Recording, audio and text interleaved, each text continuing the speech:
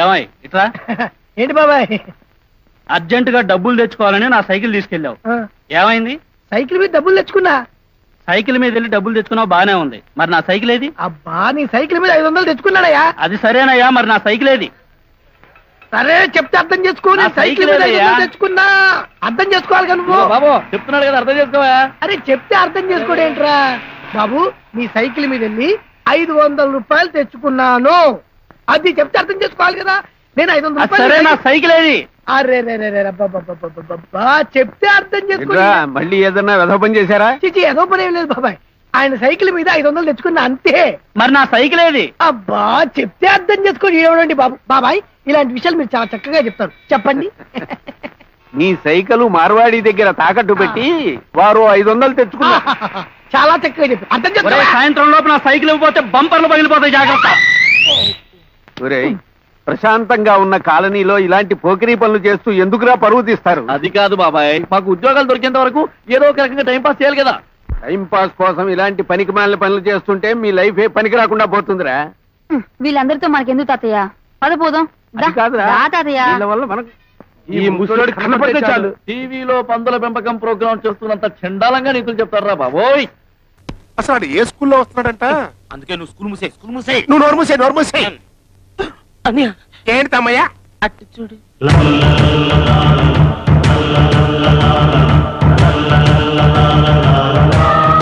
ఇదేంట్రా, పంచె కట్టుకుని ముత్తైదువులతో పసుపు కుంకాలు తీసుకొస్తున్నాడు? సరే, కొత్త స్కూల్లో ఉంది.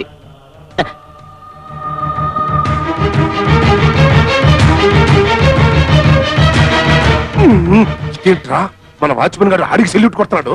మన స్కూల్ సిలబస్ మారిందో ఏమో.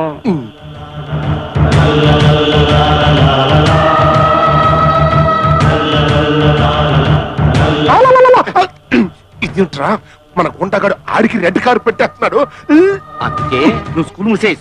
నువ్వు నోరు మూసే. ఎందుకు వచ్చావు? బియ్యానికి. కయ్యానికి కాలు దువ్వే ధైర్యం లేదా?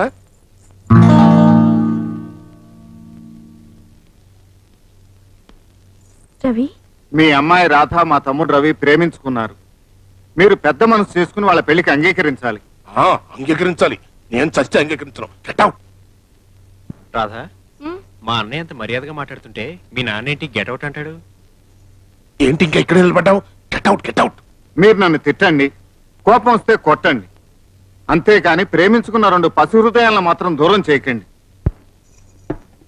యూజ్లెస్ ఫెలో, డేక్ సమ్మకవాడ. మ్యారేజ్ ఒప్పుకొని చావరా? ఏంటా లుక్కు, బ్యాడ్ ఫేస్ వేసుకుని?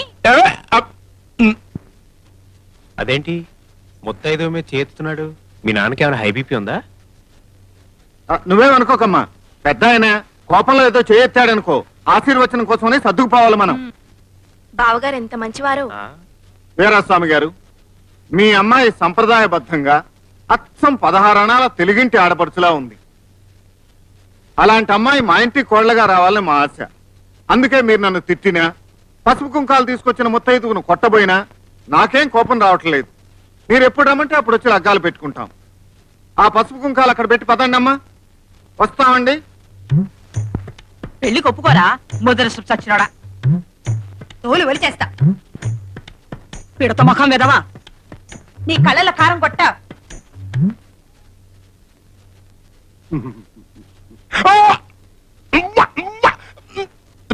పెళ్లి లేదు, గిల్లి లేదు, ముందు బయటికి పంపించండి రా.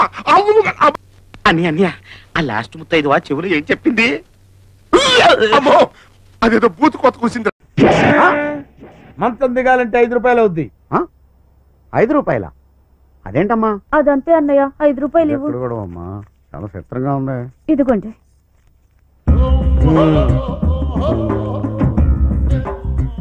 ఇప్పుడు చెప్పు. ఏంటి బావ చెప్పడం? నిద్ర మంచం మించి నిద్ర లేవడానికి మా చెల్లి డబ్బులు ఇవ్వాలా నీకు? అలా గడ్డి పెట్టన్నయ్య, చెప్పండి. చెప్పు. చెప్పడానికి 10 రూపాయలు అవుతాయి. ఏంటి చెప్పడానికి చార్జ్ అవుతా? 10 రూపాయలు బాబు. ఇదిగో 5 రూపాయలు ఉంది, తీసుకుని చెప్పు బాబు. 5 రూపాయలా? 5 రూపాయలు కాఫీ చెప్తాను. ఎంతో కొంత చెప్పు బాబు. నువ్వు ఎందుకు ఇలా మారిపోయావు? అరే ఏం చెప్పండి రా బామ్మర్ది, డబ్బులు లేకపోతే సొసైటీలో గౌరవం ఉంటలేదురా.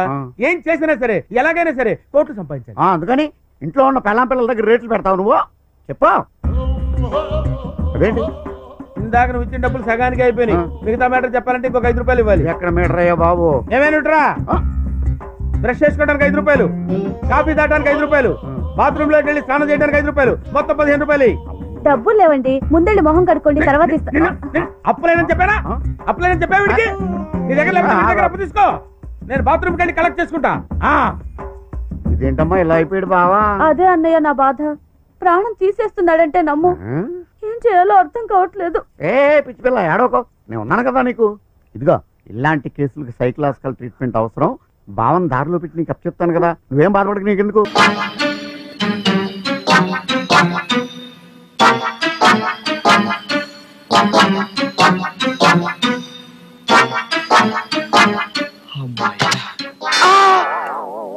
ఏమిటండి అవతారం? బట్టలేమయ్యాయండి?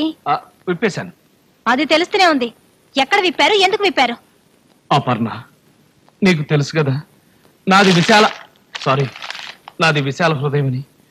నేను ఆఫీస్ నుంచి ఇంటికి వస్తుంటే దారిలో ఏమైందండి? ఒక ముసలి దరిద్ర నారాయణుడు, ఒంటి మీద నూలు పోగులేదు, చలికి గజ గజ గజ వణిగిపోతున్నాడు. నా గుండె కరిగిపోయింది. ఈ దేశంలో ఇంతమందికి బట్టలున్నప్పుడు అతనికి లేకపోవడం అన్యాయం. అందుకే ఒంటి మీద బట్టలను ఇప్పించేశాను. ఈ బట్టలైనా మీరు దానం చేసింది? కరెక్ట్. ఈ బట్టలు నీ దగ్గరికి ఎలా వచ్చాయి? నేనే తెచ్చాను. ఎవరు నువ్వు? ఓహో, అప్పుడే మర్చిపోయారా?